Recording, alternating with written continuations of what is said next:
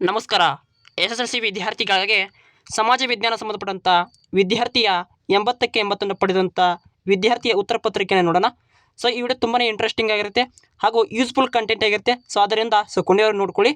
So video ಇಷ್ಟವಾದರೆ like ಮಾಡಿಕೊಂಡು ಚಾನಲ್ನ ಸಬ್ಸ್ಕ್ರೈಬ್ ಮಾಡ್ಕೊಳ್ಳಿ. ಹಾಗೆ ಏನೋ ಡೌಟ್ಸ್ ಇದ್ದರೆ ಎಕ್ಸಾಮ್ ಸಂಬಂಧಪಟ್ಟಂಥ ಕಮೆಂಟ್ ಬಾಕ್ಸ್ನಲ್ಲಿ ಕಮೆಂಟ್ ಮಾಡ್ಬೋದು. ಸೊ ಇಂಗ್ಲೀಷ್ ಮಾಧ್ಯಮದಲ್ಲಿ ವಿದ್ಯಾರ್ಥಿಯ ಉತ್ತರ ಪತ್ರಿಕೆ ನೋಡೋಣ.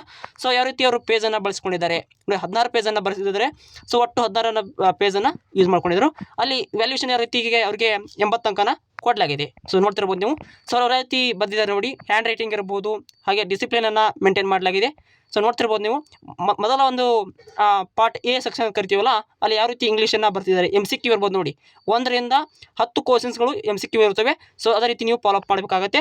ಸೊ ಅವ್ರು ಯಾವ ರೀತಿ ಫಾಲೋಅಪ್ ಮಾಡಿದ್ದಾರೆ ನೋಡಿ, ಯಾವುದೂ ಕೂಡ ಒಂದು ಕ್ವಶನ್ಸನ್ನು ಬಿಟ್ಟಿಲ್ಲ ಅವರು, ಅಷ್ಟು ಕ್ವಶನ್ಸ್ನಿಗೆ ಅಟೆಂಡ್ ಮಾಡಿದ್ದಾರೆ. ಸೊ ಅದೇ ರೀತಿ ನೀವು ಫಾಲೋಅಪ್ ಮಾಡಿ.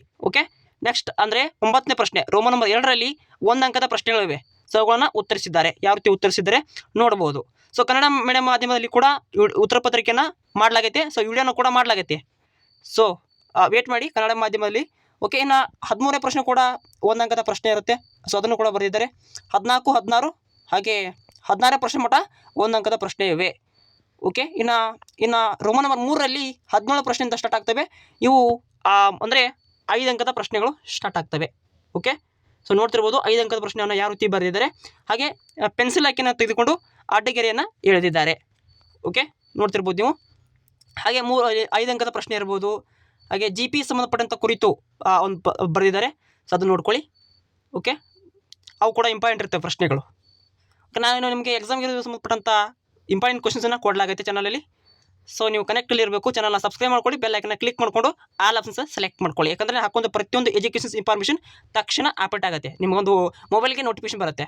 ಇನ್ನೊಂದು ಮಣ್ಣಿನ ಒಂದು ಸಾಯಿಲ್ ಸಂಬಂಧಪಟ್ಟಂಥ ಒಂದು ಪ್ರಶ್ನೆ ಏನೇನು, ಮಣ್ಣಿನ ಸಂರಕ್ಷಣೆಗೆ ಕುರಿತು ಪರಿಣಾಮಗಳು ಯಾವುವು ಅಂತ ಕರಿತೀವಿ. ಮಣ್ಣಿನ ಸವೆತಕ್ಕೆ ಪರಿಣಾಮಗಳು ಯಾವೇನಾಗುತ್ತೆ, ಸೊ ಅದು ಪಟ್ಟಂತ ಬರೀಬೇಕಾಗತ್ತೆ. ಇನ್ನು ನೆಕ್ಸ್ಟ್ ನೋಡಿ ಪ್ರಶ್ನೆಯಲ್ಲಿ, ಇನ್ನು ನೋಡಿ ಕನ್ನಡ ಮೀಡಿಯಂ ಹಾಗೂ ಇಂಗ್ಲೀಷ್ ಮೀಡಿಯಂ ಹೇಳೋದಾದರೆ, ಸೊ ನಕ್ಷೆ ವಿಧಾನ ಅಂತ ಕರಿತೀವಿ, ಮ್ಯಾಪಿಂಗ್.